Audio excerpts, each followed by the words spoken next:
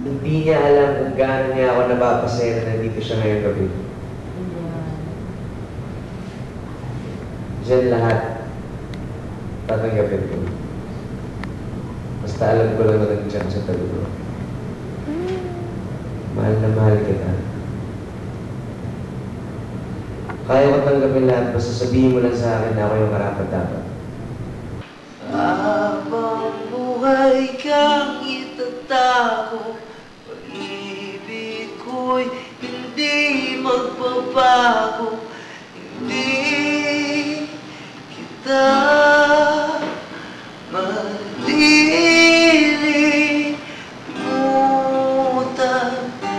Habang buhay kang itatago, pag-ibig ko'y hindi magbabago. Alam ko.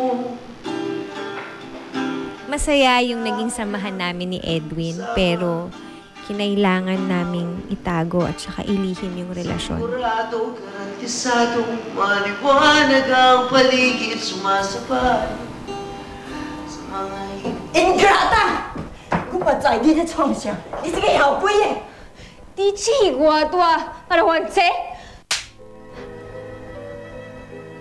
Ano man tingin mo sa akin? Puno ng negosyo mo? Yan ba ang tingin mo sa puno ng negosyo mo? Ano nga po kasing problema nyo kay Ed, Mama? Hindi ko po kasi talaga maintindihan. Dahil pobre siya. Bastos ka！咱再弄咗已經備辦好了，你無法當創啥，你就趕緊寄學你。Ayoko!但我叫我最後歸啦！ Ayoko, Mama. Mas gusto ko ba nandito na lang ako? Malaya ako kaysa puntahin mo ko dun sa palasyo na吹過人踢起來啊！ Nakakagalaw.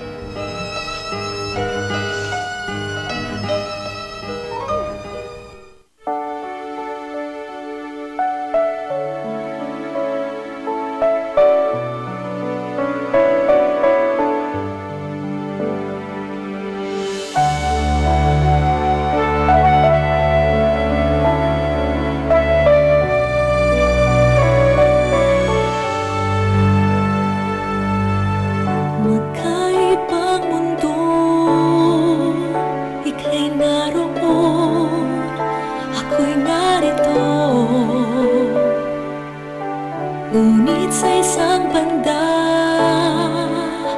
tayo'y nakatagpo. Panahon minsa'y matamis, minsa'y mapait. Kahit gano'ng man kasakit, walang kapalit.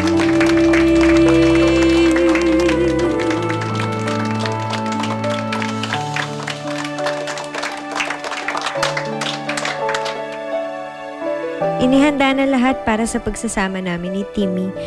Sa loob ng 2 linggo, ikakasal na kami.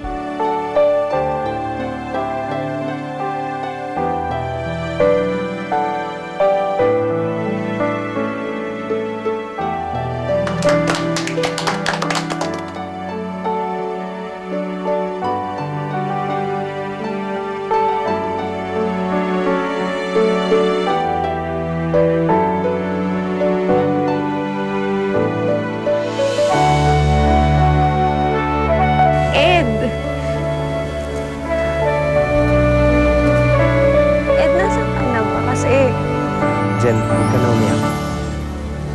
Ed, nahihirapan na ako dito. Ed!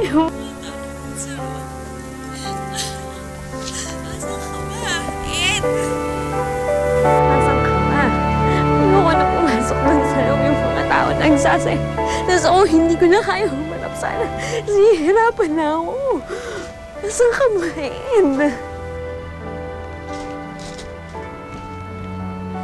Your wish is my command, diba?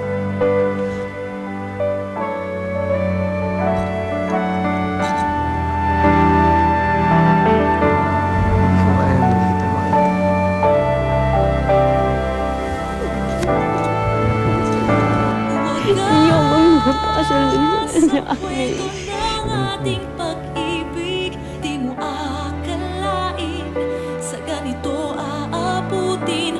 Wagas Jen, bumalik ka na sa loob. Baka mapalama ka pa. Love, gusto ko sumama sa'yo. Ayoko sumama dun sa lalaking Akong na yun. bahala. Ikaw yung gusto ko. Hindi ka sa akin. Ayoko. Gagawa ko ng paraan, ha? Gagawa ko ng paraan. Aalagaan